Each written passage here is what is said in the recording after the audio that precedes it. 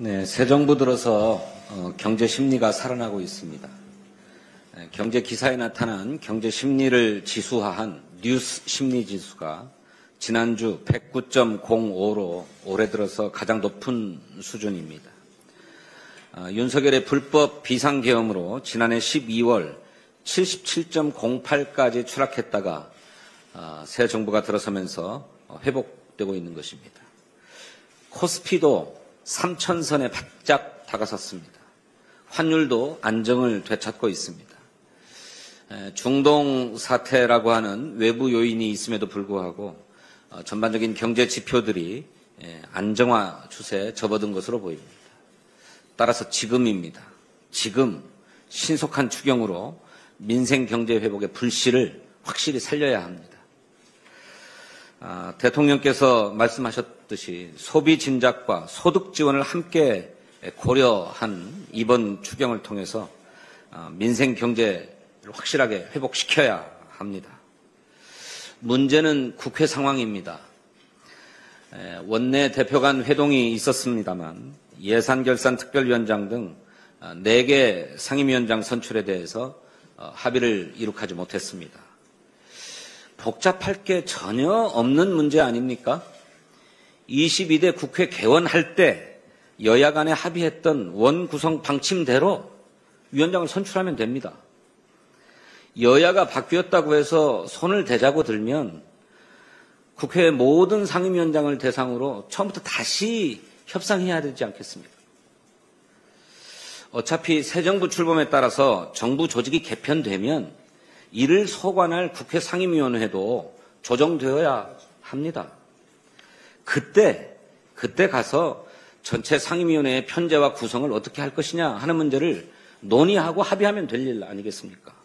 그러니 지금 당장은 22대 국회 개원의 합의대로 신속하게 위원장을 선출해서 추경안을 심사해야 합니다. 이번 추경안은 19개 부처에 걸쳐 있습니다. 추경안을 심사해야 될 상임위원회도 13개나 됩니다. 당장 국회 예산결산특별위원회가 구성되지 않으면 추경안을 처리할 방도가 없습니다. 즉각 예산결산특별위원회 구성에 합의해 줄 것을 국민의힘에 촉구합니다. 아울러서 민생 회복을 위한 입법에도 총력을 기울여야 하겠습니다. 지난 정부에서 많은 민생 법안이 대통령의 거부권 행사에 좌초된 바가 있습니다. 민주당은 추경안과 함께 거부권이 행사된 민생 법안과 여야 민생 공통 공약에 기반한 법안들을 이번 6월 임시국회에서 처리할 수 있도록 최선을 다하겠습니다. 하나 더 말씀드리겠습니다. 김민석 국무총리 후보자에 대한 흠집내기가 도를 넘고 있습니다. 잘 아시는 것처럼 김민석 후보자는 정치검찰의 표적 수사로 10수년 동안 모진 세월을 감내한 끝에 국민의 신임을 회복하고 국회의원에 다시 당선되었습니다. 그런데도 이미 한참 전에 가짜로 판명된 투서까지 다시 꺼내들어서 공격을 하고 있습니다. 후보자 본인을 넘어서 자녀의 고교 시절 교회 활동까지 문제 삼고 있습니다. 후보자의 부인은 물론 이혼한 전 부인까지 증인으로 채택해야 한다고 주장합니다. 이게 과연 정상적인 인사청문입니까? 김민석 후보자에 대한 국민의 기대가 굉장히 큽니다. 지난주 갤럽 조사에 의하면 국민의 49%가 국무총리로 적합하다 이렇게 응답했고 부적합하다는 응답은 23%에 불과했습니다.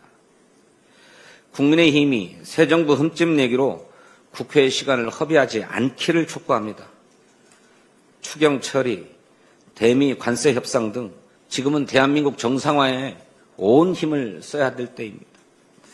조속한 내각 구성은 국정 정상화와 경제 위기 극복을 위한 첫걸음입니다.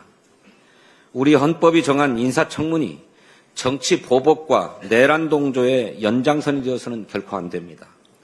소모적 정쟁을 멈추고 후보자의 국정 운영 능력과 정책 역량을 검증하기를 바랍니다. 차제 민주당은 인사청문회법 개정을 추진하겠습니다. 인사청문회는 후보자의 국정운영 역량을 검증하는 자리입니다. 청문 대상자의 인신을 공격하고 흠집내어서 정치적 반사이익을 취하는 자리가 아닙니다. 이제 인사청문회의 본래적 목적과 기능을 회복해야 하겠습니다. 민주당은 인사청문회법 개정을 빠르게 추진할 것입니다. 국민의힘도 정략적 입장을 버리고 대승적으로 협력해 줄 것을 촉구합니다. 감사합니다.